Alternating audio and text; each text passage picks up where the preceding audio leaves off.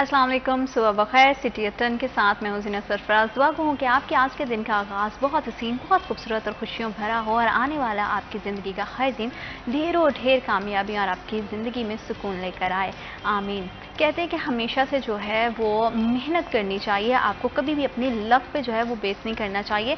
कुछ लोगों की लक बहुत जल्दी चलती है और ओवरनाइट उनको जो है कामयाबी मिल जाती है, लेकिन हमेशा से जो कामयाबी का नुस्खा है, जो उसकी कुंजी है, वो आपका हार्ड वर्क है। और जब आप हार्ड वर्क करते हो तो बहुत सारी गलतियां भी होती हैं, तो गलतियों से हमेशा सीखना चाहिए। तो गलतियां करने से कभी भी घबराएं नहीं, क्योंकि जब आप गलती करते हैं तो उस गलती से आप सीख लेते हैं। तो ये सीखने का अमल जो है वो जारी रहना चाहिए। ऊंची नीची कुछ ना कुछ छोटी मोटी गलतियां होती रहती हैं, ऊंच नीच जिंदगी का हिस्सा है। तो गलतियों से घबराएं नहीं, गलतियां करें और आगे बढ़ते जाएं और उनसे सीखें। सबसे इम्पॉर्टेंट जो चीज़ है वो लर्निंग है। लर्निंग प्रोसेस जो है वो नहीं रुकना चाहिए, चाहे वो हमारी पर्सनल लाइफ से रिलेटेड हो, हमारी प्रोफेशनल लाइफ से रिलेटेड हो। हम बहुत सारे लोगों से मिलते हैं, बहुत सारी चीज़ें जो है हमारे इर्द गिर्द हो रही होती हैं। तो हमेशा कोशिश करें कि अपने सोसाइटी में, अपने इर्द गिर्द, अपने रिश्तों में, अपना हल्का अहबाब में जो है वो पॉजिटिवली कंट्रीब्यूट करें। और ज़िंदगी है, ज़िंदगी बहुत खूबसूरत है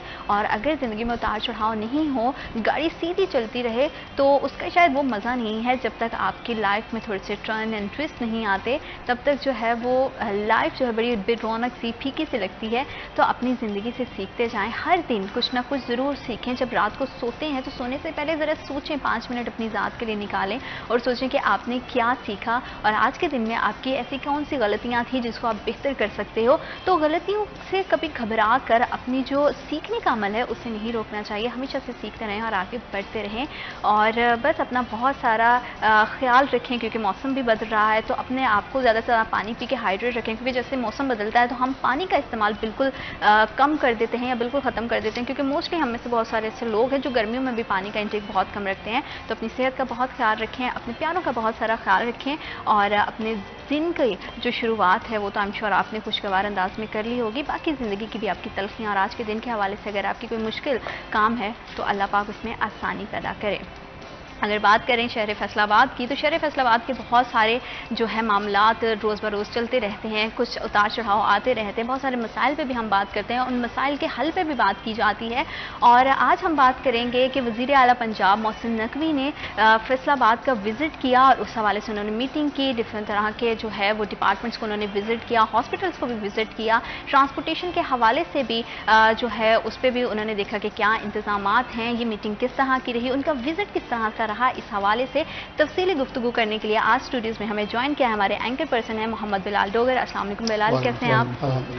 बहुत शुक्रिया हमें और हमारे प्रोग्राम को वक्त देने के लिए। साथ ही साथ हमें इस मौजूद पर बात करने के लिए ज्वाइन किया है हमारे सीनियर रिपोर्टर अब्दुर्रहमान। अस्सलाम वालेकुम अब्दुर्रहमान, कैसे हैं आप? अल्लाह का शुक्र, आप सुनाएं। अल्हम्दुलिल्लाह मैं बिल्कुल ठीक हूँ। बहुत शुक्रिया आपका भी हमें और हमारे प्रोग्राम को वक्त देने के लिए। पहले तो दोनों मेहमानों से मैं जानना चाहती हूँ कि मौसम बदल रहा है, तो मौसम के तब्दीली के साथ साथ मूड कैसा है और तबीयत कैसी है बिलाल? अल्हम्दुलिल्लाह तक वो एक मौसम तब्दील हो रहा था, बीमारियां आती हैं, लेकिन फिलहाल बहुत अच्छी बात है, अल्लाह पाक आपको सेहत दे। अब्दुर्रहमान, जिस तरह से हमने बात की कि मोहसिन नकवी साहब ने फैसलाबाद का विजिट किया, उन्होंने यहाँ पर मीटिंग भी की, हॉस्पिटल्स का दौरा भी किया, तो इस दौरे के हवाले से क्या अपडेट्स हैं, किस तरह का उनका विजिट रहा और कौन सी ऐसी तब्दीलियाँ हैं या कौन से ऐसे अहम मामला हैं जिस पर गुफ्तगू की गई? Thank you. देखिए ज़ीनत की फैसलाबाद की तारीख में पहली बार हुआ है कि यहाँ पर वज़ीर आला पंजाब यहाँ पर आए हैं इतनी लंबे टाइम के लिए। उसके बाद कैबिनेट भी साथ आई है और कैबिनेट का इजलास भी हुआ है, खसूसी इजलास। ये बहरहाल एक नई रीत जो है वो मोहसिन नकवी साहब ने शुरू की है वज़ीर आला बन के उन्हीं शहरों में, डिवीज़न में कैबिनेट मीटिंग का इनेकाद किया जाता है जहाँ पर ज़्यादा मसले होते हैं। उसका ये फ़ायदा ये होता है कि अब वो कल से इधर है, तो एक तरह से एडमिनिस्ट्रेशन के जितने भी नकाइस हैं जो कि आधे घंटे में तो सामने नहीं आ सकते, या जिस तरह लोगों से मुलाकातें हो रही हैं वो सारी चीज़ें फ़ौरन नहीं हो सकती। तो CPO से जो है वो उन्होंने फैसलाबाद से अमन व अमान की जो सूरत हाल है उसके मुतल्लिक जो है वो ब्रीफिंग ली। इसी तरह से कमिश्नर फैसलाबाद में जो जारी मनसूबा जहाँ था उनके मुतल्लिक बताया है। तो इसी तरह से फैसलाबाद डिवीज़न के दीगर जो डिप्टी कमिश्नर्स हैं उन्होंने अपने अपने इजलास के हवाले से बताया। तो ये एक बहरहाल जो है वो बड़ी अहम बात थी। फिर इसी तरह से जो वहाँ पर तय किया गया कि जो वर्ल्ड सिटी लाहौर अथॉरिटी है उसका जो दायरा कार है वो पूरे पंजाब तक बढ़ाया जाएगा, ताकि सिर्फ एक ही शहर की बजाय बल्कि फैसलाबाद समेत दीगर शहरों में जहाँ पर भी मसले हैं वहाँ पर जो है वो उसका हल निकाला जाए। फिर जो मीटिंग्स की एक लंबी लाइन थी जिसमें करियाना स्टोर वाले थे, जिसमें फ्लोर मिल्स वाले थे, जिसमें ताजर थे, सन्नतकार थे, मुमकिन तौर पर हर शूबे से लोगों ने जो है वो मुलाकातें की। ट्रांसपोर्टेशन के हवाले से बेहतरी लाने के लिए लारी अड्डा गए, वहाँ पर उन्होंने जाकर सूरत हाल चेक की, लोगों से पूछा, मुसाफरों से पूछा, कीमतों के हवाले से बात की, मीडिया के साथ जो है वो प्रेस टॉक का इनेकाद किया गया। तो ये एक बहरहाल एक बड़ा भरपूर फ्रूटफुल दौरा रहा जिसमें बहुत सारी चीज़ें सामने आई कि जिसमें देहात में चौकीदार निज़ाम जो है वो उसको मजबूत बनाने के हवाले से इकदाम किए जाएंगे। इसी तरह से जो एग्रीकल्चर मार्केट अथॉरिटी का मनसूबा जाता है, इसी तरह से दीगर जो फैसलाबाद समेत दीगर महकमों के मसाइल हैं उनका बेहतर हल कैसे निकाला जा सकता है उसके बारे में गुफ्तगू हुई। आम लोगों ने बताया, ट्रेडर्स ने बताया, सनतकारों ने बताया, ब्यूरोक्रेसी, पुलिस, जो दीगर महकमे थे, सरप्राइज़ विज़िट किया गया अस्पतालों का। आज भी इसी तरह से प्लान किया गया, रात इधर ही रहे, घंटा घर में थे। कनार रोड की खूबसूरती से बड़े मुतासर हुए वज़ीर आला साहब। उन्होंने ये भी कहा कि लाहौर में भी इसी तरह से जो है वो खूबसूरत कैनाल को बनाया जाए। तो यहाँ पर फैसलाबाद के जो ताजरों ने, सनतकारों ने जो मसाइल बताए रोड्स के हवाले से, इंफ्रास्ट्रक्चर के हवाले से, उनकी बेहतरी के लिए फौरी तौर पर इकदाम करने के लिए वज़ीर आला पंजाब मोहसिन नकवी साहब ने दीगर जितने भी सेक्रेटरीज़ थे, चीफ सेक्रेटरीज़ थे, IG थे, जिनके रेलिवेंट मसाइल थे उनको बताया कि यहाँ पर फिल फॉर इनका हल निकाला जाए। तो गर्ज ये कि बड़ा फ्रूटफुल जो है वो उनका दौरा। जैसा कि आपने बोला कि सरप्राइज़ विज़िट था कि उन्होंने दीगर जो है वो जगहों का विज़िट किया, तो बिलाल इस हवाले से आप क्या कहेंगे, क्योंकि इस हवाले से जो है वो मीटिंग भी हुई, मीटिंग में क्या बात की गई और कौन से जो मसाइल थे उनको हाईलाइट किया गया? बड़ा ही ज्यादा तवील दौरा, जैसे मैं आज सुबह लफ्ज़ यूज़ किया कि वज़ीर आला मोहसिन नकवी ने फैसलाबाद में डेरे डाले ना हुआ है कभी कि रात में यहाँ कोई रुका हो वज़ीर आला। काबीना का तारीख में पहली बार फैसला होता है। मैं पहले मीटिंग से लेकर रात गए तक लोगों के साथ मैं साथ तो मैं कुछ और तर्ज पे देखता था।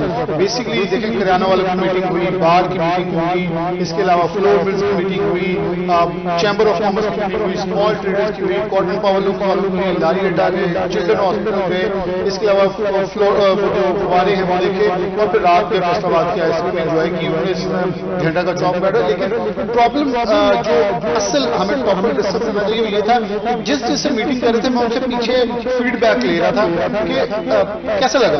उन्होंने कहा हमें ऐसा लग रहा है कि पूरी शहर को ओन कर रहा था। मतलब ये लफ्ज जो सनतकारों ने चैम्बर ऑफ कॉमर्स में उनके फेस पे बोले कि आज तक हम जो डॉक्टर फॉर्म तारिक हैं, सदर हैं फैसलाबाद ईवान सनत तजारत के, उनका हम यतीमी महसूस करते थे। आज हमें ऐसे लगा कि कोई बंदा हमारी भी सुनने वाला है। लेकिन आप उनके शहर में आगे डिविजनल इजलास करें काबीना के, वही फैसले हो रहे हैं। लाहौर के फैसले फैसलाबाद में हुए, मुझे तो खुशी हुई कि तख्ते लाहौर के बाद फैसलाबाद को भी इतनी इज्जत मिली कि हमारे यहाँ बैठ कर लाहौर के फैसले हो सके। तो इस तर्ज को बड़ा अपना आगे लेकर चलना होगा। बिजनेसमैन मुझे मालूम पड़ता है, मैं पहले भी गुजरा आला आते हैं, उनके साथ दौरे करते हैं। यहाँ साबिक गुजरा आजम आए, मैंने उनके साथ भी, वो किसी भी जमात से हो, PTI हो, नून लीग हो, पीपल्स पार्टी हो, मैंने सबके साथ दौरे कवर किए। लेकिन मेरे ख्याल में अब्दुल रहमान इस बात को इंडोर्स कर सकते हैं कि 5 से 10 मिनट तकरीर करनी, मैसेज देना और निकल जाना। मुझे याद पड़ता है असलम इकबाल साहब साबिक वजीर होते थे, वो चैम्बर ऑफ कॉमर्स में बैठे असलम भली साहब ने कहा जी मैं आपको बताना चाहता हूँ मसला। उनका भली साहब आप चुप कर जाए, मुझे पता आपको गोदाम का मैं छापा पढ़वा दूंगा। उन्होंने मोहसिन नकवी से बात की, असलम भली उन्होंने कहा मुझे आपको पता है आप फैसलाबाद के, पाकिस्तान के, उत्तर पंजाब के बहुत बड़े ताजर हैं, इज्जत दी। ये इज्जत जो है वो ताजर मांग रहा था। कॉटन पावर वालों से बात की, फाइमा वालों से बात की। देखें डिनर उनके साथ चेयर्स पे बैठ के नहीं खाया, बल्कि उनके दरमियान गुफ्तगू करते हुए रात भी उनके साथ गुफ्तो शनीद करते। आपके मेरे सामने असलम भली कहते जी 100 बोरी रखने की इजाजत नहीं है हमें, तो हम किधर जाएं। उन्होंने हाथ पकड़ा और चीफ सेक्रेटरी का इनका मसला क्या है, इनको आप क्यों नहीं हल करते। ये जो मोमेंटम था इतना लंबा, सैयद ज़िया आलमदार ने 15 से 20 मिनट लिए मसाइल सुनाने में। मुझे नहीं मालूम पड़ता कि 5 मिनट किसी CM ने यहां तकरीर की हो, उसके बाद बगैर सुने यहां से निकल जाते हैं। लेकिन उन्होंने ज्यादा सुना, कम बोला। कमोबेश मुझे लगता है कि 1.25 घंटा मीटिंग जारी रही, जिसमें 15 मिनट वो बोले और बाकी उन्होंने क्वेश्चन आंसर लिए और ऐसे ही उन्होंने गिले शिकवे लिए। ऊंची आवाज में भी लोगों ने अपने शिकवे किए। उन्होंने कहा बिल्कुल सही है।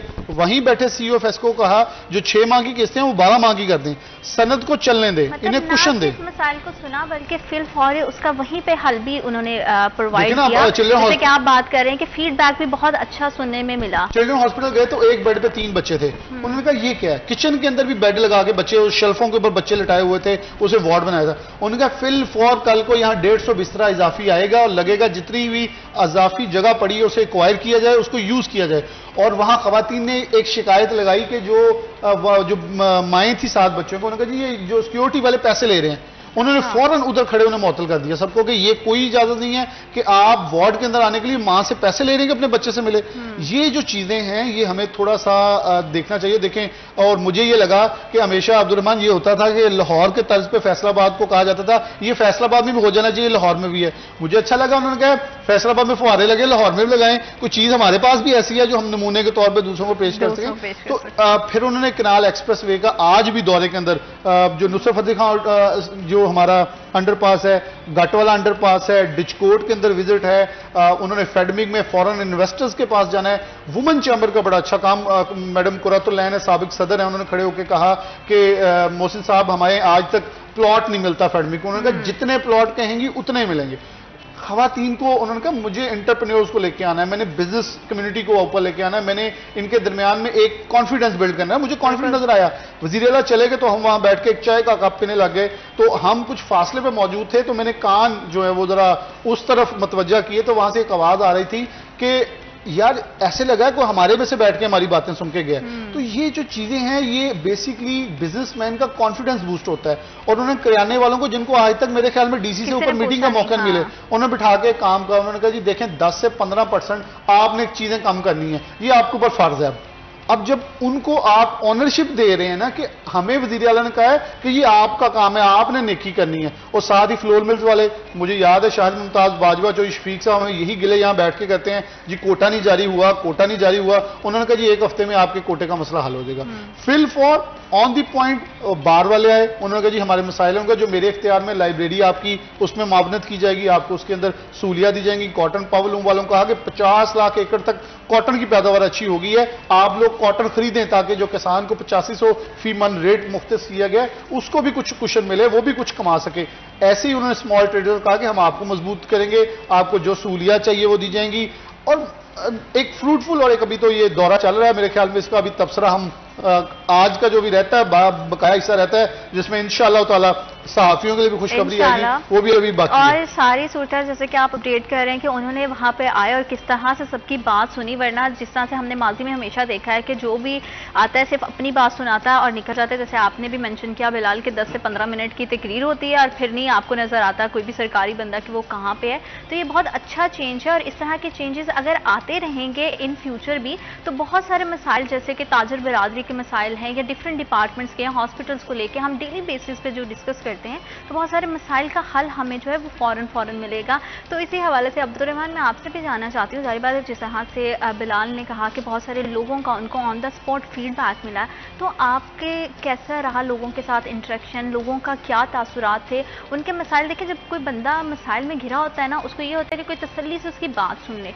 उसकी ना सिर्फ बात सुनी गई उनके ताजरों की और जिस तरह से करियाने वालों की उन्होंने बताया, ना सिर्फ उनकी बात सुनी गई, उनके फ़ौरन ऑन द स्पॉट मसाइल को हल करने की भी कोशिश की गई। तो इस हवाले से क्या तासुरात थे सारी बिजनेस कम्युनिटी के, डिफरेंट तरह के डिपार्टमेंट्स के, और क्या क्या ऐसी चीज़ें थी जो इस पूरे दौरे में आप समझते हैं कि ये बहुत अच्छा एलिमेंट रहा इसका?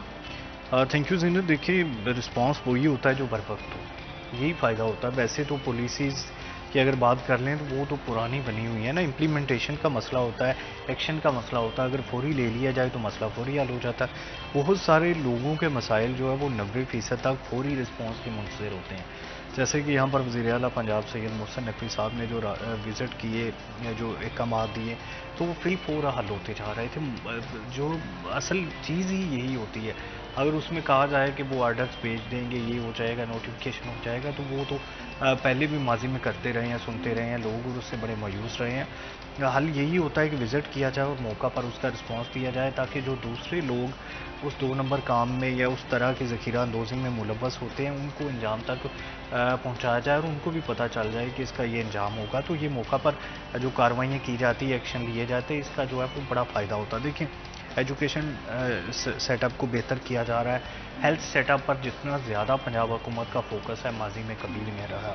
अस्पतालों में देखें, लोगों को अस्पतालों में बहुत ज़्यादा ख्वारी का सामना होता है। लोगों को वहाँ पर बेड नहीं मिलते, सहूलियत नहीं मिलती। यहाँ पर बहुत ज़्यादा लोग तो गरीब हैं जो बेचारे बड़ी मुश्किल से अस्पताल आते हैं और वहाँ पर फिर आगे अगर उनको ये इस तरह के मसाइल हों तो वो बड़ा मसला हो जाएगा। तो ये बहरहाल एक इनकलाबी कदम है पंजाब हुकूमत का कि अस्पतालों पर खुसूस फोकस किया हुआ है। फिर ट्रांसपोर्टेशन है, इसका बड़ा मसला होता है। तो वो अब यहाँ पर पेट्रोलियम प्रोडक्ट्स की कीमतें नीचे आई हैं तो लोगों को रिलीफ देने के लिए कीमतें कम करवाई हैं। ये बड़ा फ़ायदा होगा। सारे कारोबार देखिए इससे जुड़े होते हैं। और सबसे अच्छी बात है कि जब वो, जैसे कि आपने भी कहा कि ट्रांसपोर्टेशन के हवाले से उन्होंने जो कॉमन सिटीज़न है, आम शहरी हैं, उनसे बात की, उनके मसाइल भी सुने कि किस तरह से क्या उनको रिलीफ मिल रहा है। इसी हवाले से हम मज़ीद बात करेंगे, लेकिन वक्त हुआ एक छोटी सी ब्रेक का। Will be right back after a short break.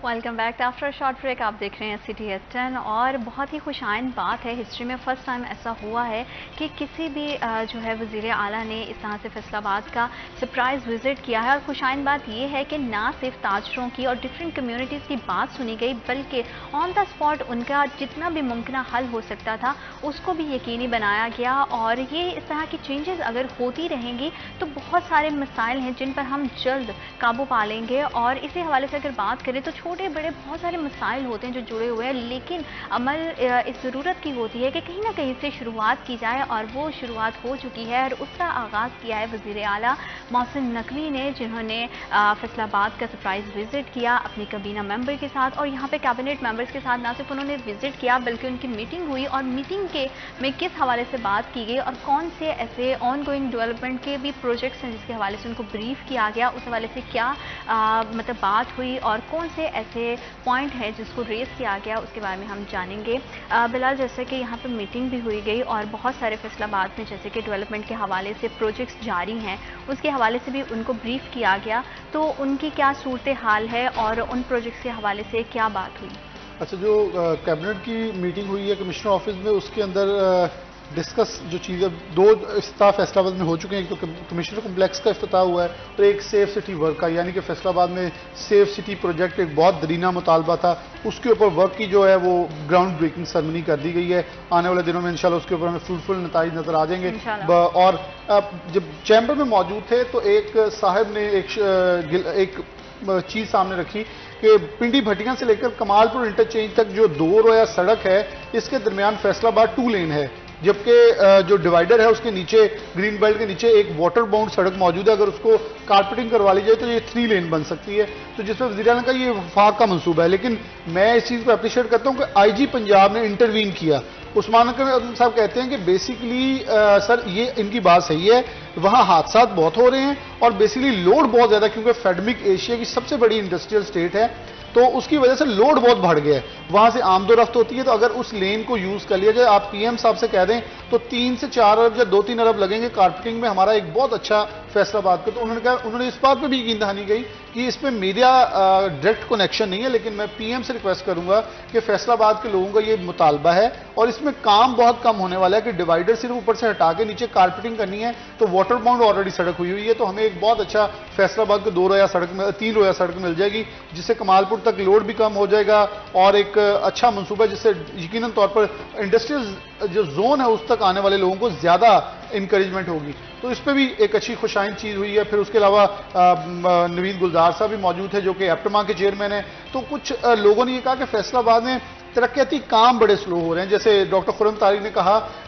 साइयां वाला इंटरचेंज से लेकर घाट वाला तक लाइटें लगी हुई हैं, लेकिन ये शादी ब्याह पे या रात गए जब कोई मेहमान आना होता है VIP तब चलती हैं, आवाम के लिए नहीं चलती। तो मोहसिन नकवी ने फौरन उनको कहा कि अगर वो लाइटें मौजूद हैं, उसकी कोई कमी पेशी है, उनको ऑन किया जाए ताकि पब्लिक को सिक्योरिटी के साथ साथ जितनी भी सहूलियत हैं वो प्रोवाइड की जाए। अब ये था दूसरी चीज जो उन्होंने मौके पर उन्हें कहा कि इन चीजों को आप बेहतर करें। फिर रिपेयरमेंट के ऊपर लोगों ने शिकायत की, और हाँ एक चीज ट्रैफिक की शिकायत की कि ट्रैफिक पुलिस वैसे निज़ाम को मैनेज नहीं कर पा रही जैसे होना चाहिए, एक शिकायत जो आई। तो उन्होंने उसके ऊपर कहा कि आईजी साहब ने कहा कि सीटीओ को कहकर उसके ऊपर चीज़ों को मजीद बेहतर और लाइन अप किया जाएगा, ताकि शहर के जो ट्रैफिक मसाइल हैं, क्योंकि ट्रैफिक मसाइल के हवाले से मैं आपको बता दूं कि प्रोजेक्ट अभी डिस्कस हुआ था, जो झुमरा अब्दुल्लापुर से झुमरा रोड की तरफ एक लिंक लेफ्ट लेग निकलनी थी, उसके ऊपर भी कुछ गुफ्तगू होगी। अभी जैसे वो अभी दौरा कर रहे हैं अब्दुल्लापुर चौक का, जो कि नुसरत फतेह खां और अब्दुल्ला अंडरपास है, क्योंकि मुझे ये दौरा बेसिकली ये उसी बनिस्बत है कि लोग अब्दुल्लापुर से जब नीचे उतरते हैं तो यू टर्न लेके झुमरा रोड पे रॉन्ग टर्न लेते हैं, जिससे ट्रैफिक ब्लॉकेज होती है। तो उसका मंसूबा है। फिर गट वाला अंडरपास के ऊपर भी उन्होंने दोबारा दौरा करना है। तो ये 2-3 चीजों के ऊपर वो दोबारा रिव्यू करने जा रहे हैं, कि वो गट वाला जो चौक में है उसके अंदर मैं आपको बता देता हूं, निशाताबाद चौक से लेकर गट वाला चौक तक 2 रोया दोबारा से एक बड़ी सड़क 3 लेन बनेगी, जिसके ऊपर काम होना मंजूरियां हो चुकी हैं कुछ, उसके ऊपर भी ये कर सकते हैं चीजें जो भी पाइपलाइन में है। फिर शहबाज नगर जो कि क्रिकेट स्टेडियम भी है, वहां उसका दौरा भी अभी मुतवक्का है। एग्रीकल्चर यूनिवर्सिटी जा रहे हैं वो दौरा करने, डीपीएस स्कूल भी मुमकिन तौर पर दौरे के अंदर है, डिचकोट के अंदर दौरा करने जा रहे हैं। फिर सहाफियों की कॉलोनी के हवाले से जब सवाल उठा तो जफर डोगर साहब को स्पेशली उन्होंने इस मौके पर जो है चीफ सेक्रेटरी से उधर खड़े होकर उनको भी यहाँ बुलाया कि ये मसला है जो सहाफी बड़ी देर से पूरे पंजाब के लाहौर के अलावा भी कई डिवीजन्स को कॉलोनियां मिल चुकी, लेकिन फैसलाबाद के सहाफी जो हैं वो अपनी हाउसिंग सोसाइटी से महरूम है। तो जिस पर जफर डोगर साहब ने उनको बताया कि साबिक वज़ीर आला ने इसके ऊपर कुछ चीजें की थी, वो हम आपके सामने रखते हैं, अगर आप इसे थोड़ा सा आगे लेकर चलें तो ये एक बहुत बड़ा चीज होगी जो सहाफियों के लिए हमेशा के लिए आपकी याद रखी जाएगी। तो उन्होंने उसके ऊपर कहा चीफ सेक्रेटरी से मिलकर आज, बल्कि उन्होंने सहाफियों की मीटिंग कॉल भी कर ली है कि इस मसले को जरा कैटेगरी, क्योंकि जब भी वज़ीर आला 3 बार आए हैं सहाफियों ने एक ही सवाल किया, जी हमें आप कुछ नहीं देके जाते। तो उन्होंने कहा इस बार मैं मीटिंग करूंगा ताकि एक नक्शा जो है वो सामने खींच दिया जाए कि चीफ सेक्रेटरी बताएं कि ये खड़े कहाँ हैं और हम इनके लिए क्या कर सकते हैं, ताकि उनके लिए जो आसानी है वो प्रोवाइड करके। और वुकला ने भी अपनी कॉलोनी का मंसूबा रखा, लेकिन उसके ऊपर भी उन्होंने लाइब्रेरी के लिए, उनके जो चैम्बर्स के लिए मसाइल के ऊपर कुछ यकीन दहानी करवाई है कि उनके साथ मावनत की जाएगी। तो चीजें बेसिकली हमें चलती हुई नजर आई। मीटिंग बड़ी डिटेल हुई, जैसे मैंने लाहौर की जिक्र किया तो बुखारा शहर गाड़ी को जैसे कोई ना स्टार्ट कर दिया गया है, और अब जो है वो उम्मीद है कि वो जो है वो उस पर ट्रैक पे आएगी और चलेगी। जैसे कि अब्दुल रहमान बिलाल बता रहे हैं कि ऑन गोइंग प्रोजेक्ट्स के हवाले से उनको ब्रीफिंग दी गई और उन्होंने यकीन दहानी इस बात की करवाई कि जितना भी पॉसिबिलिटीज़ हो सकती है और जल्द अज जल्द जो है वो काम इन पे शुरू होगा। जो सुस्त रवि का शिकार हैं उसमें भी थोड़ी स्पीड दिखाई देगी। बहुत सारे अगर हम मसाइल की बात करें तो एजुकेशन के हवाले से ऐसी कौन सी, क्योंकि कुछ दिन पहले मैं देख रही थी लाहौर के भी डिफरेंट स्कूल्स का उन्होंने विजिट किया था, और सबसे अच्छी बात ये थी कि वो किसी भी इंतजामिया से बात नहीं कर रहे थे, वो छोटे छोटे बच्चों से पूछ रहे थे कि किस तरह का उनका सारा उनको फैसिलिटेट किया जा रहा है, टीचर्स क्या उनको टाइम पे पढ़ा रहे हैं नहीं। तो मतलब इतना ग्राउंड लेवल पे जाके अपनी आवाम के साथ, छोटे बच्चों के साथ इंटरेक्ट करना, ये एक बहुत खुशाइन बात है। और आप क्या समझते हैं कि तालीमी इदारों के हवाले से, जैसे कि बिलाल बता रहे हैं कि वो एग्रीकल्चर का भी अभी दौरा करेंगे और भी बहुत सारे जो है उनके दिन की मसरूफियात जो है वो प्लान्ड है, तो क्या समझते हैं कि तालीमी डिपार्टमेंट में, एजुकेशन डिपार्टमेंट में ऐसे कौन से मसाइल हैं जो हाईलाइट किए जा सकते हैं और कौन सी ऐसी चीज़ें हैं जिसमें आप समझते हैं कि इस दौरे के बाद बेहतरी दिखाई देगी? जी ज़ीनत, देखिए मसाइल तो उनको पहले से जो है वो पूरा वर्क करके आए होते हैं, पता होता है। फिर जो रिलेटेड लोग हैं वो बता रहे होते हैं कि ये मसाइल है, तो फौरी जो उनका एक्शन लिया जाता है। देखें बहुत सारे लोग मिलते हैं जो कहते हैं कि अब हमारी ये ख्वाहिश है कि मोहसिन नकवी ही 5 साल के लिए वज़ीर आला हूँ, ताकि जो इस मुल्क के या सूबे के जो मसाइल हैं वो बेहतर तरीके से हल हो सके। एजुकेशन के हवाले से देखें कि यूनिवर्सिटीज़ की जो फीसेज है वो तो बढ़ा दी जाती है, लेकिन उस लेवल का जो इंफ्रास्ट्रक्चर है, सिलेबस है या असातिज़ा की भर्तियाँ हैं या इस तरह से जो वहाँ पर जो डेवलपमेंट के काम चल रहे होते हैं, नई बिल्डिंग्स चल रही होती हैं, उसमें बड़ी ताख़ीर होती है, उनको बड़ा जो है वो मंजूरी में इशू होता है, स्टूडेंट्स के मसाइल होते हैं। तो ये विज़िट बड़ी अहमियत का हामिल होगा। साथ में DPS जो कि यहाँ पर बड़ी अच्छी तालीम देने के हवाले से मशहूर है, सेमी गवर्नमेंट होता है, फीस भी बड़ी नॉर्मल होती है, तो बड़े हाई लेवल की जो है वो एजुकेशन होती है, तो उसका विज़िट भी होगा, वहाँ पर भी जो मसाइल हैं वो सामने आएंगे। तो ये सारी वो चीज़ें हैं जिनके बारे में जो है वो फिर अगली कैबिनेट के इजलास में इन मसाइल के बारे में हल निकाला जाएगा। जो पूरी नौयत के वो आज ही हल कर लिए जाएंगे। जो देरीना मसाइल होंगे जो बाद में हल करने वाले हैं, फंड्स के हवाले से दीगर मसले जो उनको जो है वो अपनी हायर एजुकेशन के हवाले से या हायर अथॉरिटीज़ के हवाले से जो उनके इश्यूज़ है वो उधर हल किए जाएंगे। तो ये बहरहाल जो है वो बड़ी अहम चीज़ है। फिर जिस तरह से एग्रीकल्चर वालों को सख्ती करके जो है वो कपास के हवाले से एक बड़ा टारगेट हासिल किया गया, तकरीबन जो है वो पिछले वर्ष की निस्बत से तो 126% बढ़ गई कपास। यानी कि हम काफ़ी अरसे बाद इस टारगेट पर आए हैं कि जहाँ पर कपास हम हदफ के करीब जो है वो हासिल करेंगे कि जितनी हमें चाहिए उतनी हम हासिल कर लेंगे। और इसमें पंजाब हुकूमत की बड़ी काविशें हैं। उन्होंने बड़े इंसेंटिव्स दिए उन इलाकों में जो कपास के बारे में बड़े स्पेशल समझे जाते हैं, वहाँ पर कपास लगवाने में अपना किरदार अदा किया, फिर वहाँ पर स्प्रे करवाने में। तो ये सारी चीज़ें थी जिनकी वजह से बेहतरी आई। तो अभी जो गंदम है वो हमें बाहर से मंगवानी पड़ती है, तो अभी गंदम के हवाले से भी आर्डर्स दिए जाएंगे, गंदम के हवाले से भी इंसेंटिव्स दिए जाएंगे। मैं आपकी बात को यहीं से कंटिन्यू करूँगी। वक्त एक छोटी सी ब्रेक का, will be right back after a short.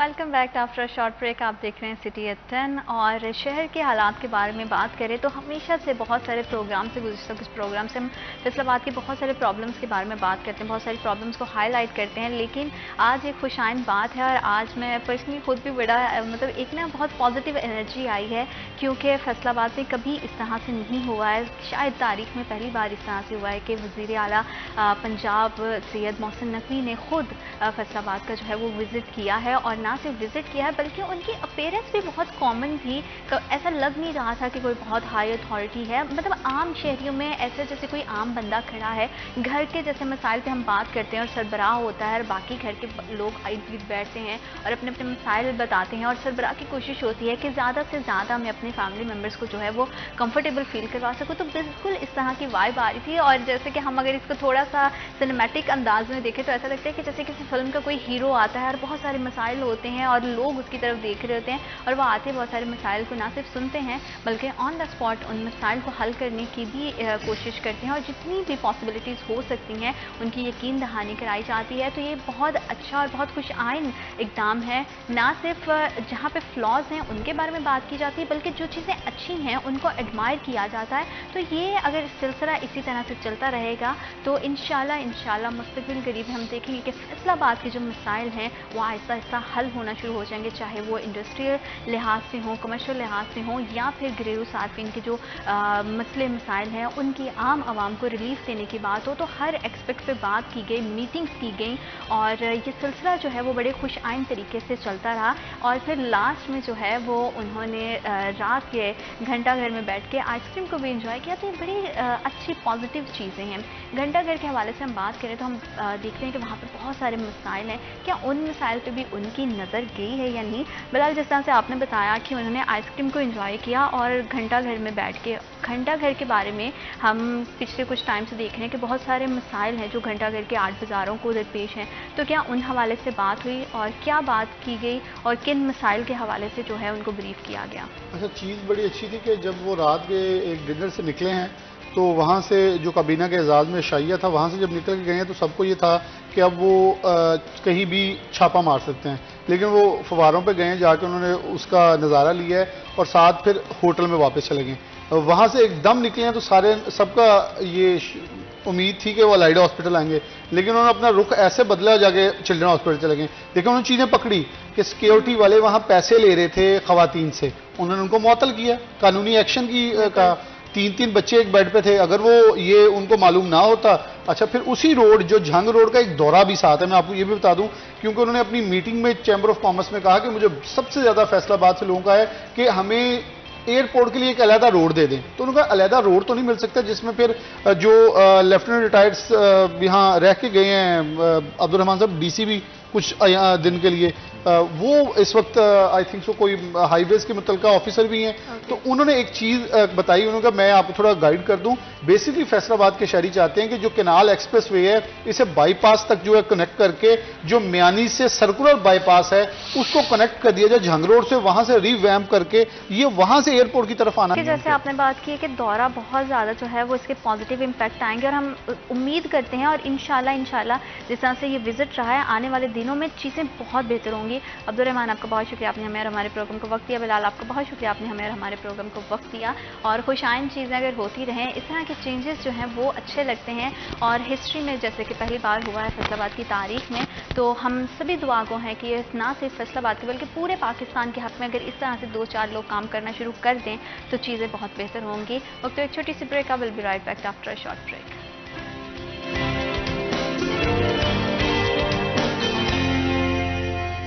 Welcome back after a short break. आप देख रहे हैं सिटी एट 10 और सेहत के हवाले से हम बात करें तो हमारी हमेशा से कोशिश रहती है कि हम ज़्यादा से ज़्यादा जो है ना हेल्थ के बारे में आपको अवेयर करें ताकि आप हेल्दी रहें और जितनी भी सेहत से रिलेटेड आपके मसाइल हैं उनका जितने भी पॉसिबिलिटीज़ हैं आपके लिए, जितने सोल्यूशंस हैं वो आपको प्रोवाइड किए जाएँ। सेहत के हवाले से जब हम बात करते हैं तो हमारे यहाँ घरों में बड़े नीम हकीम मौजूद हैं जो अपनी जो सेहत के हवाले से जो है ना वो इतना ज़्यादा उसको कॉन्शियस नहीं होते, इतना ज़्यादा उसको सीरियस नहीं लेते हैं, अपनी बीमारी का इलाज खुद ही करने लग जाते हैं। जब हम मेडिसिन की बात करते हैं तो मेडिसिन के अलावा भी हम देखते हैं कि कभी अगर हमारी जो हड्डी है, कोई जोड़ हिल गया है तो हम प्रेफर ये करते हैं, पहले तो हम जो है उसको मामले को निगलेक्ट कर देते हैं। अगर कभी बहुत ज़्यादा सवेर हमें दर्द महसूस हो रही है या सूजन हो गई है पैर में, हाथ में, कहीं पर भी अगर हड्डी वगैरह का कोई मसला बन गया है तो हम क्या करते हैं, जो हड्डी जोड़ जगह जगह पर बैठे होते हैं उनके पास चले जाते हैं। ठीक है, उनका भी एक टाइम तक था कि कुछ बहुत ही ज़्यादा जो है वो समझदार लोग होते थे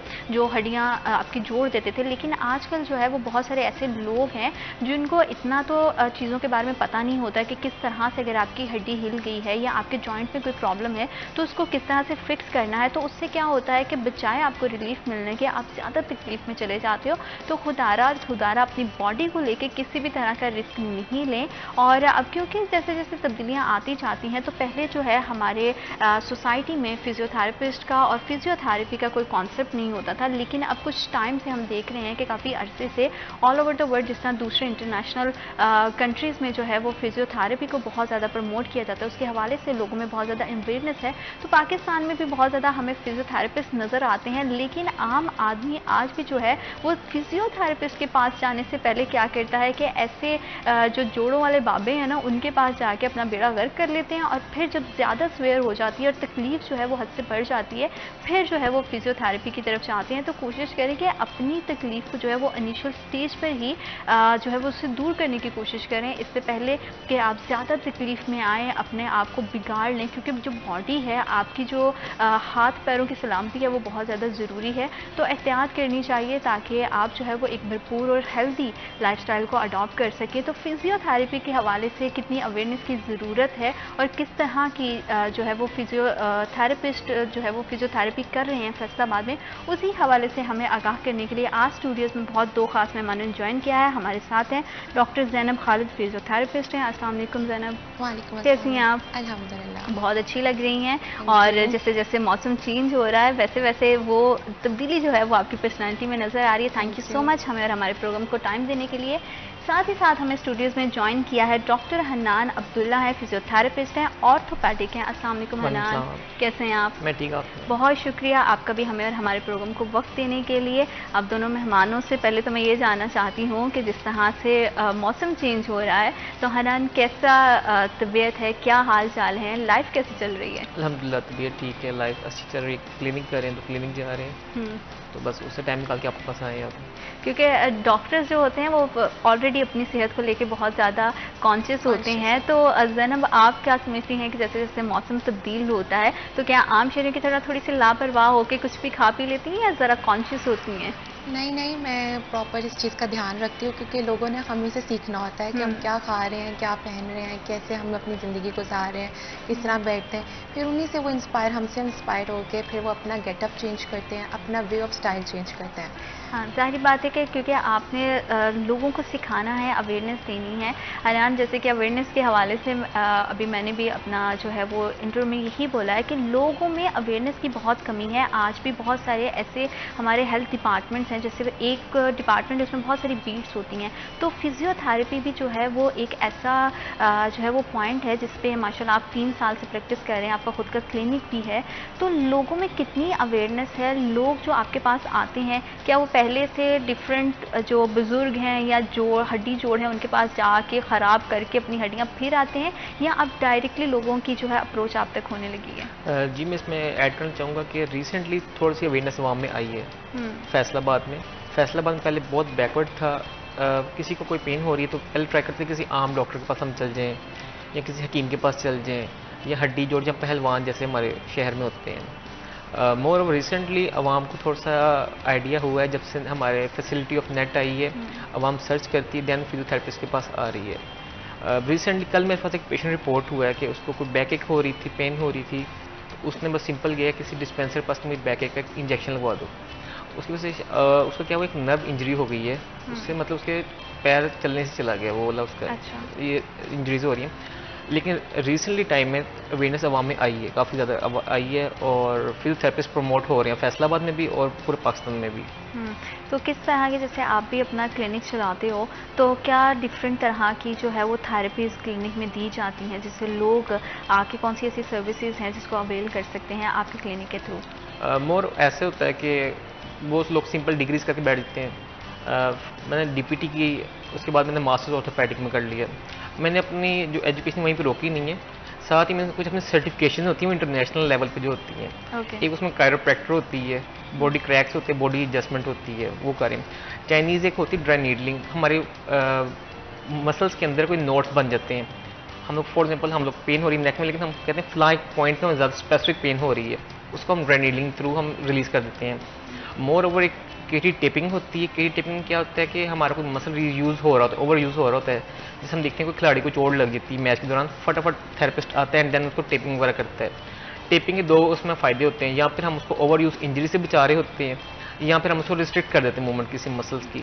more over at the end हम लोग वहाँ पे कपिंग थेरेपी भी प्रोवाइड कर रहे हैं अपने क्लिनिक के ऊपर। ठीक, ज़नाब आप क्या समझती हैं कि आप जिस तरह से हनान ने भी कहा कि अब लोगों में अवेयरनेस आने लगी है, लेकिन वो भी अभी बहुत उतने मैसिव लेवल पे नहीं है। आज भी जब भी घर में भी जैसे आम हम कोई काम कर रहे हैं, घर की ख़वातीन हैं, बच्चे हैं, या कहीं पे भी अगर आपको कोई भी है, मर्द हजरात हैं, उनको कोई इंजरी हो जाती है तो वो पहले प्रेफर करते हैं कि किसी जो है वो पहलवान के पास, किसी जो है वो हड्डी जोड़ के पास जाया जाए, और फिर फिजियोथेरेपिस्ट का, अगर फिजियोथेरेपिस्ट का तो खैर कॉमन आता ही नहीं ना कि कहीं पे उसके पास है। अवेयरनेस की कितनी अभी भी ज़रूरत है और कितनी लोगों में अवेयरनेस है अब? मैं समझती हूँ कि अवेयरनेस अभी बहुत आ चुकी है, क्योंकि हम डिफरेंट कैंप्स लगाते हैं, अवेयरनेस कैंपेन जनरेट करते हैं, लेकिन अभी भी थोड़ी सी कमी मैं कहूँगी है, और इसमें हम डॉक्टर्स की ही ज़रूरत है कि हम सबको अवेयर करें। और मैं इसमें एडिशनली ये ऐड करना चाहूँगी कि लोग समझते हैं कि हड्डी जोड़ में जाके उनका ठीक हो जाएगा, लेकिन हमने एक पूरी 5 साल की डिग्री ली है जिसमें हम पूरी बॉडी को समझते हैं, पढ़ते हैं, वो किस तरह कौन सा मसल है, कितनी सेंसिटिविटी के साथ हमने उसको हैंडल करना है और उसको कितना काम में लेकर आना है। हम किसी एक चीज़ का ज़्यादा इस्तेमाल करते हैं। हम आम तरह का खातून को देखते हैं कि वो हमेशा दर्द का कंप्लेन करती हैं कि मुझे यहाँ दर्द हो रही है, मैं ये काम करती हूँ, क्योंकि हमें पता नहीं है कि हमने कौन सा मसल कितनी ज़रूरत के तहत इस्तेमाल करना है। किसी को कोई पेन हो जाती है तो वो फटाफट पेन किलर्स लेते हैं और दैट्स इट।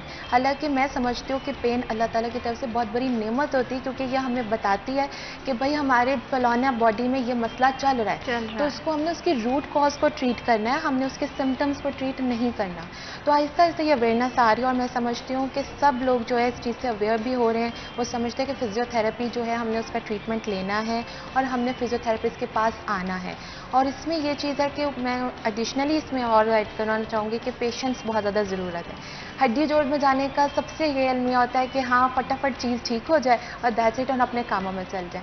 लेकिन नहीं, जितनी आपने टाइम लेके उस चीज़ को ख़राब किया होता है उतना ही टाइम लेके वो उसमें ठीक भी होना होता है। और जाहिर बात है कि हमारे बॉडी पार्ट्स एक ऐसी हैं कि अगर उंगली में हल्का सा कट भी आ जाता है ना तो पूरी बॉडी को फील होता है। तो अगर आप बोन्स की बात करें, जॉइंट्स की बात करें, तो अगर इसको ख़राबी हो जाए तो खुदा ना खास्ता आपको उम्र भर के लिए भी कोई मसला हो सकता है। हम अक्सर देखते भी हैं हनान कि अगर कहीं हम गिर गए हैं और किसी हड्डी जोड़ से हमने जो है वो फिक्स करवा लिया है, लेकिन जैसे ही मौसम की तब्दीली आती है या जैसे कुछ भी मतलब हम हल्का भारा काम करते हैं तो उसमें हमारे हड्डियों को वो महसूस होता है। तो क्या फिजियोथेरेपी के अगर प्रोसेस से हम गुजरते हैं तो हम इसको अगर कहीं पे भी कोई जॉइंट हिला है और उसको फिक्स कर रहे हैं तो उसके बाद उसको कम्प्लीटली जो है वो क्योर किया जा सकता है? जी, फिजियोथेरेपी एक लॉन्ग प्रोसेस है।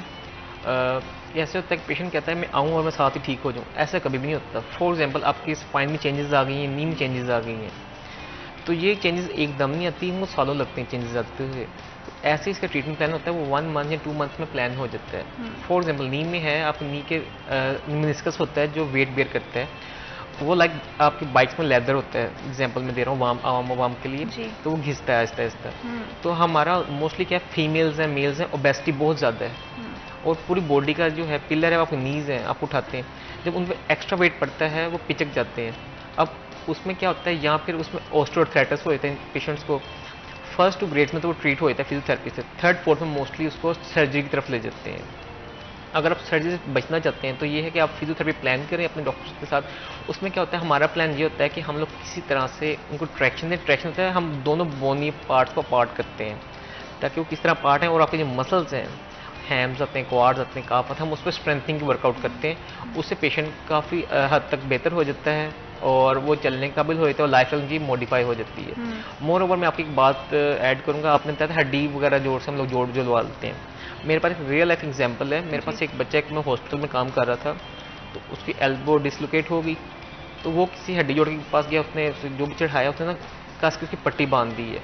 अब एक बात आवाम को पता होनी चाहिए, हमारी बॉडी को न्यूट्रिएंट्स चाहिए, तो न्यूट्रिएंट्स बॉडी की क्या है, आपकी ब्लड सप्लाई। जहाँ पे हमारी ब्लड सप्लाई नहीं जाती वो चीज़ डेड होने लग पड़ती है हमारी। अच्छा।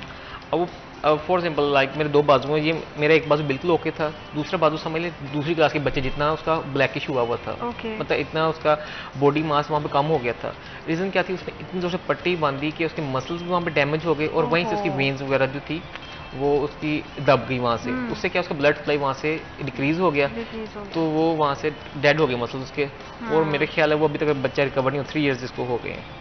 वही था कि यहाँ पे अवेयरनेस की बहुत ज़्यादा ज़रूरत है। और अब जैसे कि हम देखते हैं कि ऑनलाइन हमें बहुत सारे डॉक्टर्स, फिजियोथेरेपिस्ट या किसी भी तरह के अपने अपनी फील्ड में जो भी काम करें, बहुत अवेयरनेस मिल जाती है। उसके बावजूद भी लोगों का शायद एक माइंड सेट बना हुआ है कि नहीं, पहले से उन्होंने इस तरह का काम करके अपने आप को जो है ख़राब करना है।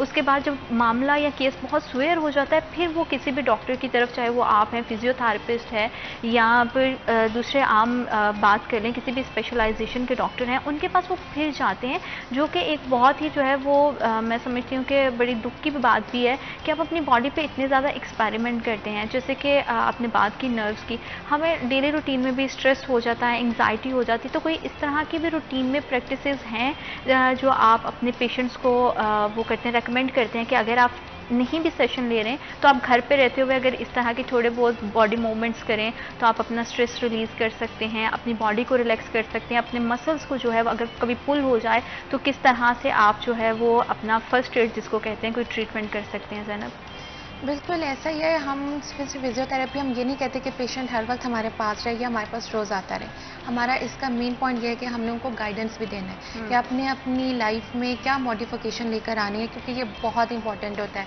अगर हम अपनी लाइफ में चेंजेस नहीं लेकर आएंगे तो हम जो ट्रीटमेंट करेंगे वो भी अल्टीमेटली हमारा ज़ाया हो जाएगा।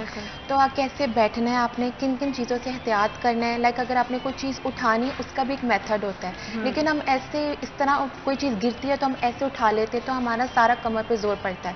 और एक कमर पे भी जोर आता है और अक्सर देखते हैं अगर आप एकदम से उठा के सीधे होते हैं आपको कहीं ना कहीं क्रैम्प्स आ जाते हैं बॉडी पर, बड़ी तकलीफ होते हैं वो। बिल्कुल ऐसा है कि हम क्रैम्प्स आ जाते हैं और बाकायदा जब हम यही चीज़ हैबिट अपनी इस्तेमाल करते रहेंगे तो फिर बॉडी की अलाइनमेंट ख़राब हो जाती है। तो अल्लाह ताला ने एक प्रॉपर अलाइनमेंट बनाई है बॉडी की कि किसको किस तरह इस्तेमाल करना है, लेकिन हम उसको प्रॉपरली मॉडिफाई कैसे करना है ये हम नहीं जानते हैं।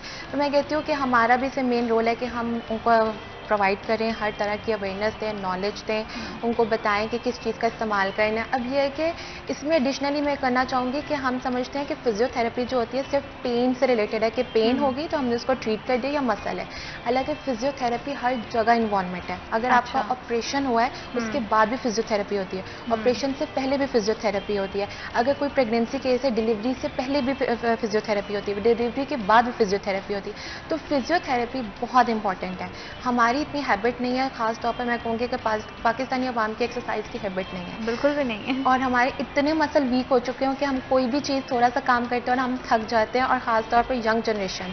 और स्पेशली ये होता है कि हम बहुत ज़्यादा हमारा मोबाइल का यूजेज होता है, तो हम कंटिन्यूसली इस हैबिट में होता है कि हमने इसको यूज स्क्रॉल करते रहना है और हमारे ये सारे मसल स्ट्रेच आउट हो चुके होते हैं। तो हमने उनको गाइड करना होता है कि भाई मोबाइल यूज़ आप करें, ज़रूर करें, लेकिन एक प्रॉपर वे में करें, थोड़ा सा अपने आप को रेस्ट दें, और ख़ुद से ट्रीटमेंट करने से पहले एक दफ़ा अपने मेडिकल स्पेशलिस्ट से ज़रूर या फिजियोथेरेपी से ज़रूर कंसल्ट करें, क्योंकि स्ट्रेचिंग वगैरह भी बॉडी की बहुत ज़्यादा इंपॉर्टेंट होती है। और जैसे कि ज़ैनब आपने बताया कि इसमें बहुत सारी जो है वो वेरिएशंस हैं, तो इस हवाले से हम मज़ीद बात करेंगे, लेकिन वक्त हुआ एक छोटी सी ब्रेक का। Will be right back after a short break. Welcome back after short break. आप देख रहे हैं सिटी एट 10 और फिजियोथेरेपी के हवाले से हम बात कर रहे हैं। और फिजियोथेरेपी एक इतनी वास्ट फील्ड है कि जिसमें बहुत तरह के ट्रीटमेंट किए जाते हैं। ज़रूरी नहीं है कि आपको जो है वो हड्डियों का, जोड़ों का कोई मसला हो तो ही आप फिजियोथेरेपिस्ट को विजिट कर सकते हैं। बहुत सारी ऐसी भी चीज़ें हैं जिसकी अवेयरनेस होना बहुत ज़्यादा ज़रूरी है, और ये एक इतनी फास्ट फील्ड है कि आपके पास बहुत तरह की वैरायटी ऑफ ट्रीटमेंट्स होते हैं। अगर आप अपने आप को हेल्दी रखना चाहते हैं, आप चाहते हैं कि आप जो है अपने लाइफस्टाइल को मेंटेन करें, तो जिस तरह से हम रेगुलर चेकअप के लिए जाते हैं, तो इस तरह से आपको रूटीन में रेगुलर फिजियोथेरेपिस्ट को जो है वो विजिट करना चाहिए, ताकि आपकी बॉडीज़ में अगर किसी तरह का कोई डिसऑर्डर है तो आप टाइमली उसको जो है वो क्योर कर सकें। इसी हवाले से हम बात कर रहे थे। हनान, मैं आपसे भी जो है ना वो थोड़ा सा जानना चाहती हूँ कि क्या इज़ इट ट्रू कि हम जो डिफरेंट तरह की सर्जरीज करवाते हैं, डिफरेंट तरह के ऑपरेट्स करवाते हैं, फिजियोथेरेपी अगर हम उसे अपनी रूटीन का एक हिस्सा बना लें, अपने लाइफस्टाइल में अडॉप्ट करें, तो हम इस तरह की सर्जरी से और बहुत सारे ऑपरेट से हम बच सकते हैं?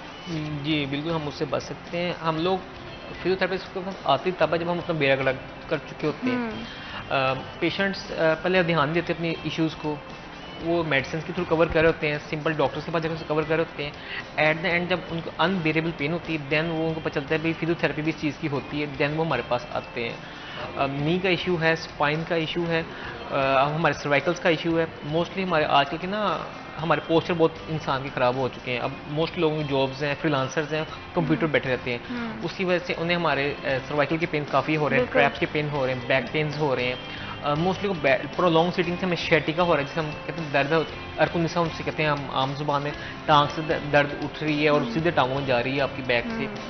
तो फिजियोथेरेपी अगर हम लोग टाइमली करवा लें, या हमें कोई इशू आ रहा है, हम as a physiotherapist consult simple कर लें, हम कंसल्टेशन फीस दें, हम बताएं कि ये हमें इशू आ रहा है, और कुछ ना कुछ आपको गाइडेंस दे सकते हैं। गाइडेंस देंगे, वो आपको एक ट्रेनिंग बता देंगे, आप अपनी डेली लाइफ में जो एक्टिविटीज़ है आप उसको बेहतर करें, तो आप उस चीज़ से बच सकते हैं। जिस तरह से आपने पॉस्चर की बात की ज़ैनब, कि बहुत सारी ऐसे होते हैं कि 9 to 5 हम जॉब कर रहे होते हैं, डेस्क बेस्ड बेसिकली जो जॉब्स होती हैं जिसमें ज़्यादा हमारी बॉडी जो है वो मूव नहीं हो रही होती है, और हम अपने अगर बहुत ही सिंपल एग्जांपल ले लें तो हमारी बैक ही जो है वो बिल्कुल स्ट्रेट नहीं होती, उसमें कर्व आ जाता है। तो कौन सी ऐसी हमें जो है वो अपनी बॉडी की मूवमेंट्स रखनी चाहिए कि हम जो है वो अपनी बॉडी पॉस्चर को जो है वो स्ट्रेट कर सकें? और टाइम टू टाइम अपने काम में से उठ के वॉक लेना कितना ज़्यादा इंपॉर्टेंट है, और वो उसका वॉक का ड्यूरेशन कितना होना चाहिए?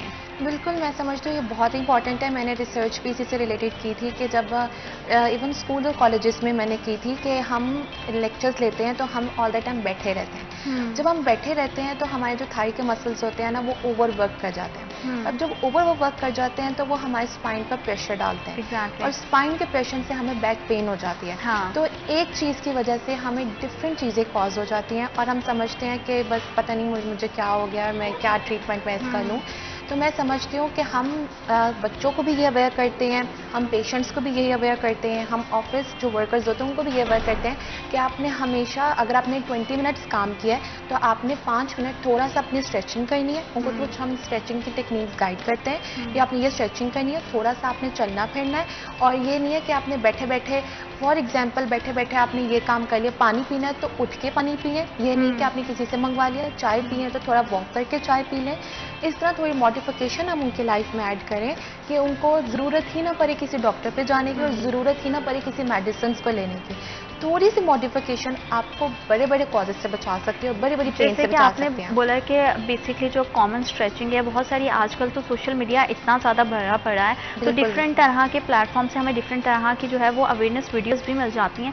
स्ट्रेचिंग मतलब अगर आप रूटीन में करते रहते हो तो कितने तरह से आप अपनी बॉडी को जो वो एक्टिव रख सकते हो, कितना इंपॉर्टेंट है स्ट्रेचिंग करना। और उसमें एक चीज़ और भी, अगर आप फिजियोथेरेपिस्ट के पास विजिट कर रहे हो तो आपकी डाइट का उसमें कितना इंपॉर्टेंट रोल होता है ना? स्ट्रेचिंग में बेसिकली क्या होता है, हम एलोंगेशन ऑफ मसल कर रहे होते हैं, हम अपने मसल्स को लंबा कर रहे होते हैं जो छोटे हो जाते हैं हमारे सिटिंग पोस्चर्स की वजह से या प्रोलॉन्ग सिटिंग से, ऐसे कुछ। उसके बाद स्ट्रेचिंग से हमारे ब्लड फ्लो इंक्रीज होता है बॉडी के अंदर। जो हमारे पार्ट्स हमारे वो सुन हो रहे होते हैं, वहाँ खिंचाव पैदा हो रहा है, जब ब्लड फ्लो वहाँ पे इंक्रीज होता है तो टोटली नॉर्मल लाइफ पे आ जाते हैं। आपकी डाइट का बहुत रोल है पेन्स में specially. For example uric acid अगर बढ़ जाएगा बॉडी के अंदर या कोलेस्ट्रॉल लेवल बढ़ेगा, लास्ट में आपको पेन कॉज करेगा।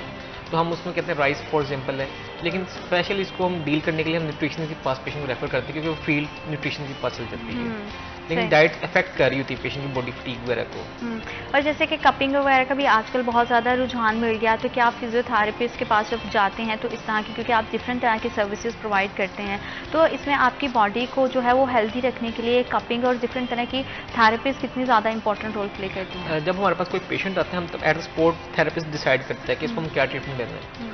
फॉर एग्जाम्पल ये सिंपल स्ट्रेचिंग से ठीक हो सकता है या कोई मशीन की लगाने की जरूरत है। मोर ओवर कपिंग, उसमें ना कपिंग हमारे पास दो तरह से हम लोग क्लिनिक पे कर रहे होते हैं। एक चाइनीज़ कपिंग है एंड एक इस्लामिक है। इस्लामिक आपको पता है हिजामा में आती है, उसमें हम लोगों को एतकाद होता है उसमें और उसमें रिजल्ट्स भी आ रहे होते हैं।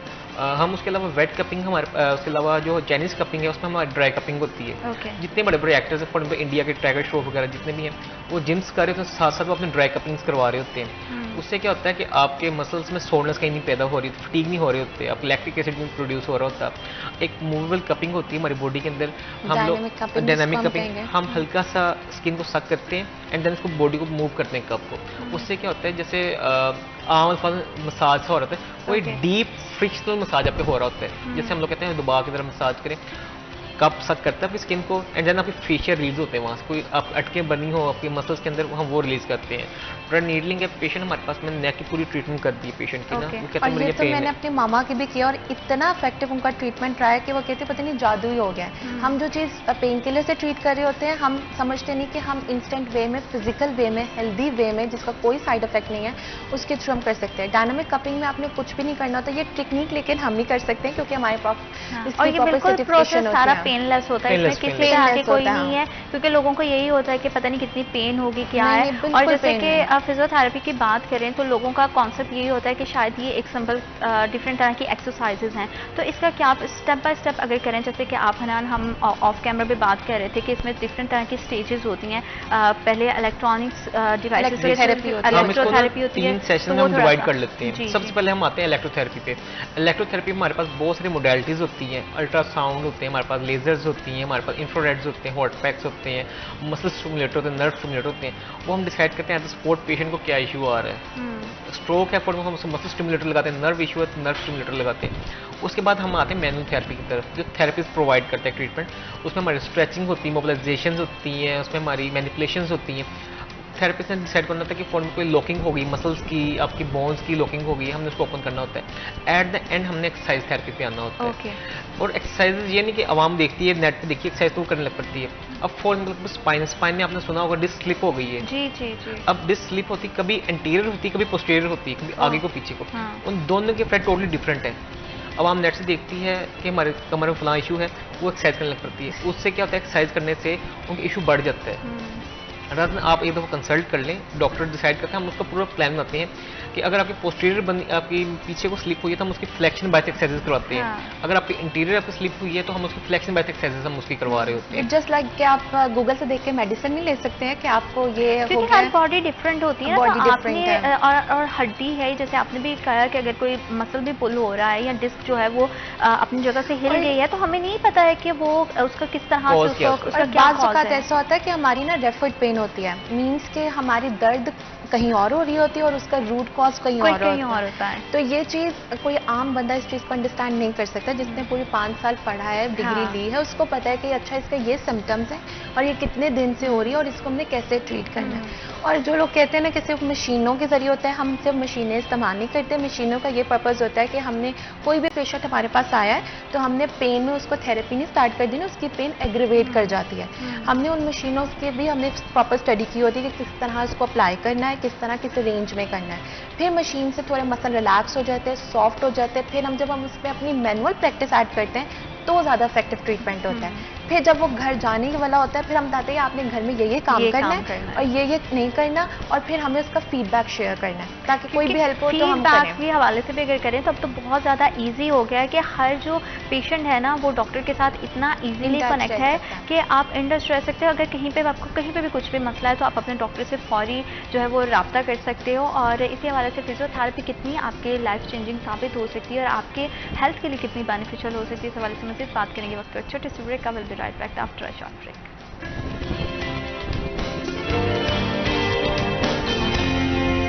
Welcome back after short break. आप देख रहे हैं सिटी एस 10। अवेयरनेस के हवाले से बात करें तो सेहत के हवाले से आपकी जितनी आगाही हो उतना ही बेहतर है। और अनफॉर्चुनेटली अभी भी जो है, स्पेशली फैसलाबाद की अगर बात करें तो यहाँ पे आवाम को इतनी ज़्यादा अवेयरनेस नहीं है।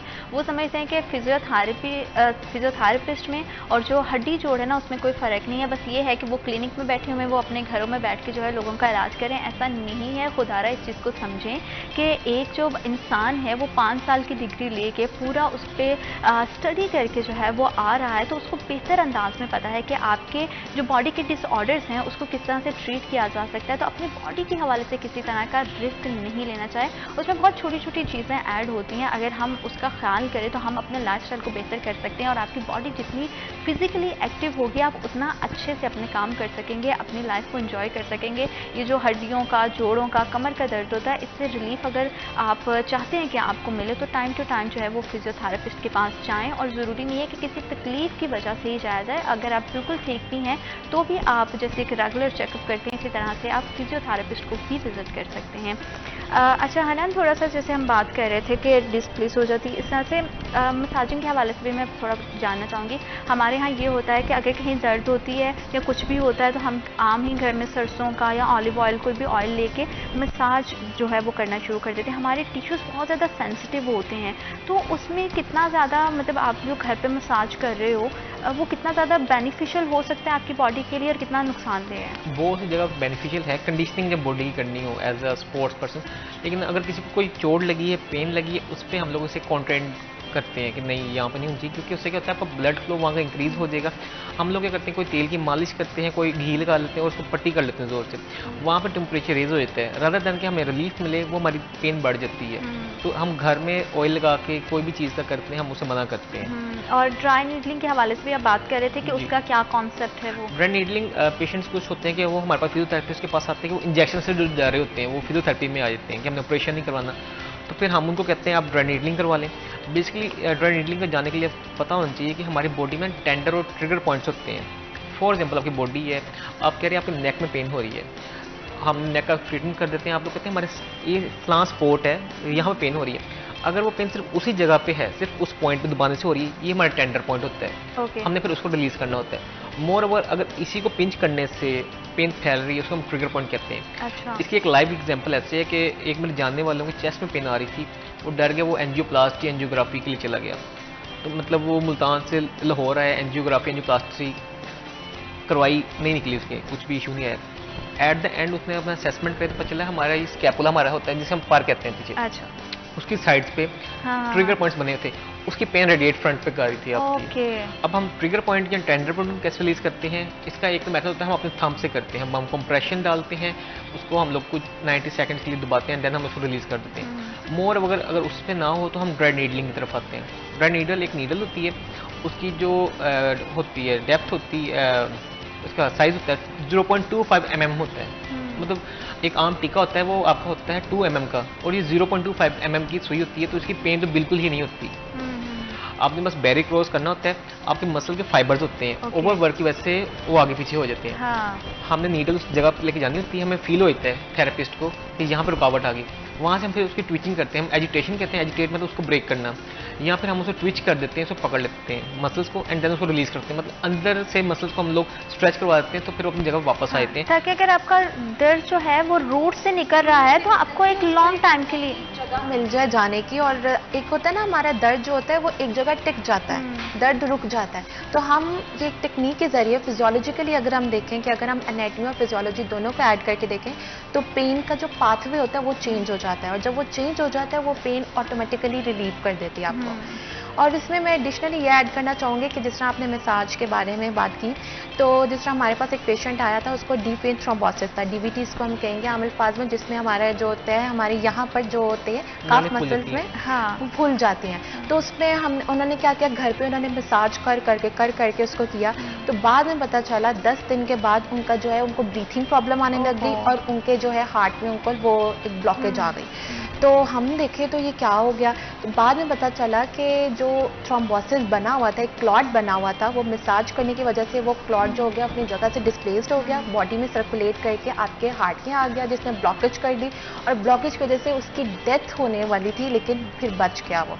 तो इसलिए मैं कहना चाहूँगी कि मसाज हर एक सिचुएशन, जिस तरह हम लोग कहते हैं कि मसाज थेरेपिस्ट होते हैं। अक्सर हम ये भी देखते हैं ना कि हम अक्सर काम करें, मेरे साथ भी ये बड़ा मसला होता है, तो जो आपकी वेन होती है ना वो खिंच जाती है और एकदम से आपसे चलना मुश्किल हो जाता है। तो उसमें आम घरों में तो यही जो है ना वो कॉन्सेप्ट है कि आप उसका मसाज शुरू कर दो। मतलब अगर आपको आउटवर्ड डायरेक्शन में जो है ना आप उसका मसाज करो, अच्छे से करो, तो ये किस वजह से होती है? स्ट्रेस की वजह से ये चीज़ें होती हैं, या हम जो है वो ज़्यादा अगर बैठते हैं, हमारे जैसे बॉडी का पोस्चर गलत है, या हमारा जो मील का इंटेक है वो सही नहीं है? नंबर 1 तो हमारा बॉडी पोस्चर है। नंबर 2 क्या, आपकी टांग खिंच पड़ती है, फिर लोग बाइक लाने लगते हैं, किक मारने लगते हैं, उनको खिंच पड़ जाती है टांग में, लोग ये बता रहे होते हैं। उसमें क्या होता है, हमारे बैक पे स्पाज्म बहुत ज्यादा होता है। अच्छा। वो हमारी स्पाइन पे लोड क्रिएट कर रहा होता है। जब लोड क्रिएट करते हैं हमारी शेटिंग नर्व कंप्रेस होती है। जब नर्व कंप्रेस होती है आपका ब्लड फ्लो रुकता है वहां से। जब ब्लड फ्लो रुकेगा तब वो आपके मसल्स में पेन आती है, वो नर्व खिंचती है उससे, जो हम कहते हैं। जिस तरह में सुइयां चुभती हैं, कभी कभी हाथ सुन्न हो जाते हैं, पाँव सुन्न हो जाते हैं। तो इस तरह की छोटी छोटी अगर चीजें हमें फेस करनी पड़ी हैं, तो रूटीन में ऐसी कौन सी टेक्निक्स है जिसको आप अपने जो है वो पेशेंट्स को बताते हैं कि ये करें तो आपको फौरी उससे जो है ना वो अगर फौरी सिंपल, अगर जो लेग की पेन आ रही है, आपको नर्व पेन आ रही है, हम शेटिका पेन से मोस्टली कहते हैं। तो इसमें हमारे क्या चीज किस तरह होती है? शेटिका पेन होती है, पेशेंट कंप्लेन करते हैं हमारे पास आके, कमर से दर्द शुरू हो रही है और सीधे टांग में मर जा रही है। उसमें या फिर होता है हमारी डिस्क कोई स्लिप हो गई है, या हमारा स्पाज्म बहुत ज़्यादा हो गया है, या हमारे कोई चुक पड़ गई, जैसे हम लोग सामान उठाते हैं अनलोडिंग करते हैं, लोडिंग करते हुए। तो इसमें हम लोग सबसे पहले होता है कि वहाँ पे हीट अप्लाई करते हैं कि देखिए पहले मसल्स हम असेस करते हैं बाय हैंड्स कि वहाँ पे कोई स्पाज्म तो नहीं है, टाइटनेस नहीं मसल्स की कि वो आपके स्पाइन पे कोई प्रेशर डाल रही हो।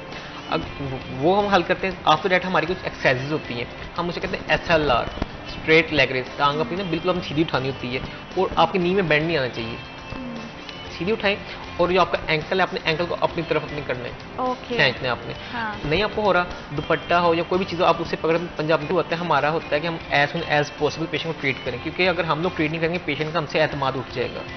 हम फर्स्ट ऑफ ऑल ट्राई करते हैं हम एज सुन एज पॉसिबल को ट्रीट करें, हम उसको सेशंस जो बेसिक हैं वो दें, उसके बाद उसको गाइड कर दें, आप घर में जाकर ये चीज़ें करें, आप ओके हो जाएंगे।